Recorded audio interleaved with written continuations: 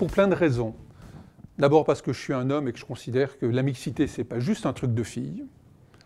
Parce que j'ai vécu pendant 20 ans à l'étranger dans une dizaine de pays et que j'ai baigné dans des cultures différentes, dans des mélanges d'opinions, de religions, une vraie diversité, et que ça m'a profondément nourri. Et enfin parce que je suis le DRH de Total et que c'est un vrai enjeu pour notre entreprise.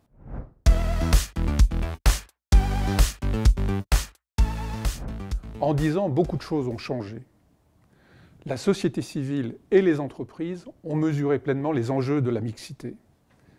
Les entreprises ont construit des feuilles de route, des plans d'action avec des objectifs concrets et très souvent mesurés, parce qu'elles ont intégré l'enjeu de performance qu'apporte la mixité.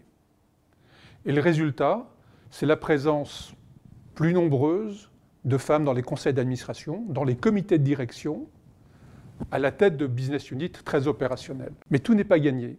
Les préjugés persistent chez certains décideurs et les clichés ont la vie dure, en particulier en période de crise.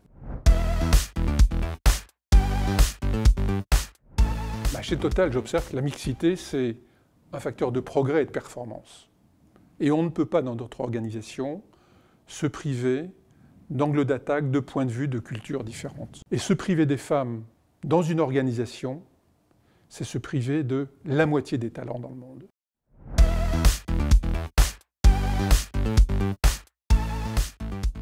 Mon conseil à une jeune fille serait « Soyez curieuse ». Faites-vous raconter les métiers qu'ils exercent par les gens que vous croisez, que vous avez l'opportunité de rencontrer. Être technicien, ingénieur, chercheur, ce sont des mots qui se déclinent très très bien au féminin. Les critères, c'est d'abord avant tout les compétences et un état d'esprit. Nous sommes le résultat de nos choix. Et pour choisir, il faut oser.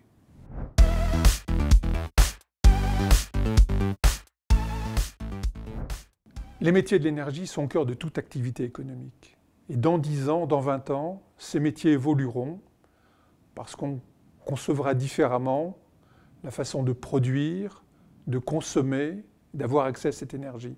En fait, cette évolution, elle est déjà aujourd'hui.